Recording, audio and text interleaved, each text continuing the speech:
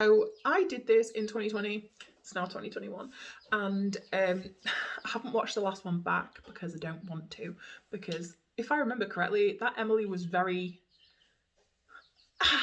and I was like, Jesus fucking Christ, she did not know what was coming in 2020.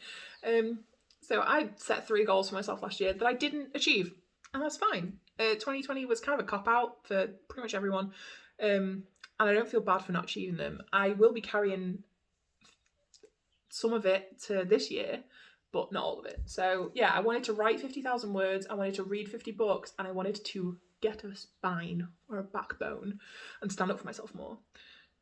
50,000 words, I'm carrying that on. I do want to achieve that this year. I spoke to Ari about it the other day and I was like, yeah, I want to do that. I want to write something that is 50,000 words. If not, I want to have collectively written 50,000 words this year, have put that out there. And yeah. The second one, read 50 books. I'm not really too worried whether I read books or not. I love reading, I love it, and I'll read fics for hours, and I'll read all sorts of like insightful metas onto like different episodes and different characters of TV shows that I've liked and stuff. Currently Supernatural, I'm not going to beat around the bush, straight up. Straight.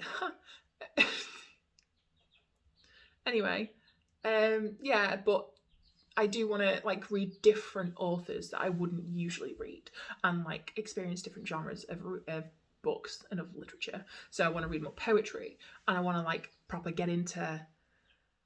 I feel like that could benefit me more if I read, because I usually read like fiction and like fantasy and stuff like that, and sometimes you get into it and a lot of the way people describe things is very much the same. A lot of the ways people write scenes is very similar, and you pick up on those things and then subconsciously put them into your own work. I want to read the different ways people describe different things and different scenes and different scenarios and different like events and different emotions and stuff, and then see if I can like cherry pick things from that I like and modify my own writing in such a way. So instead of being a carbon copy of a certain like genre of writing, because I read mostly fiction and I read a lot of high fantasy, science fiction, I want to see if that can help my writing out more. Fingers crossed it does. Fingers crossed I post something I'm proud of this year. And you know what? No, I post everything I post I'm proud of, because I've spent time on it, I've put energy into it. Even if it's not my best work, I'm still proud that it exists. I'm proud that I did it. And yeah, I'm not gonna hold myself accountable for like not getting a spine. Like, yeah, it's something I need to improve on, but it's not something I can like time scale to 365 days and after that be like, oh, do you say no more now?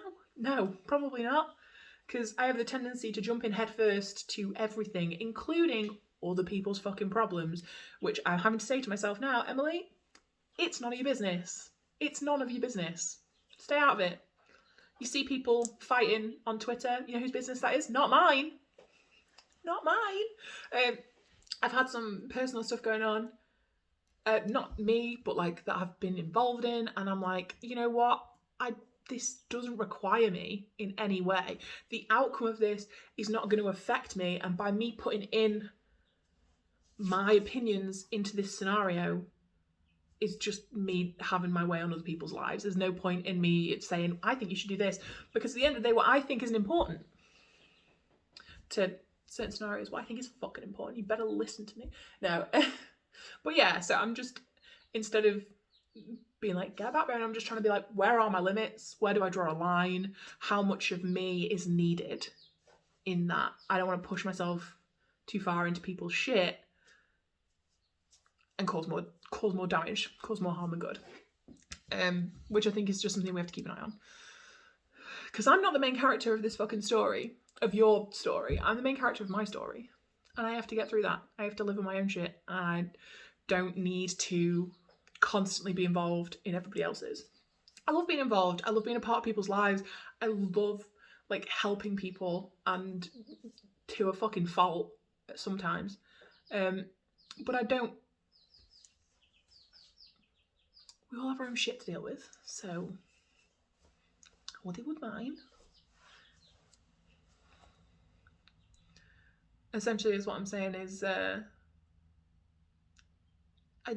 will be there, I'll be a shoulder to cry on, I'll give you advice if you want it, if you want to listen, like that's fine. But I am not going to solve your problems for you. especially once you need to come to terms with yourself. So there's that, which is a very, it seems like a selfish way of being, but like, dude, it's your fucking life. I feel like this way with my dad. This is getting under, why? No. It gets like that with my dad because he's constantly telling me all the bad shit his girlfriend does. And I'm like, okay, what can I do about it? What can I do for you? The answer is absolutely nothing. I can't do anything. And by trying, I'm just giving away parts of myself that I need to function. So just remember, you're a person too. And you need to fucking take care of yourself. Anyway, that's all I'm doing now because I ended this on a super downer. So I hope you're all going to have a great 2021. And I'll probably do one of these at 2022 and fucking see what happens. So peace out.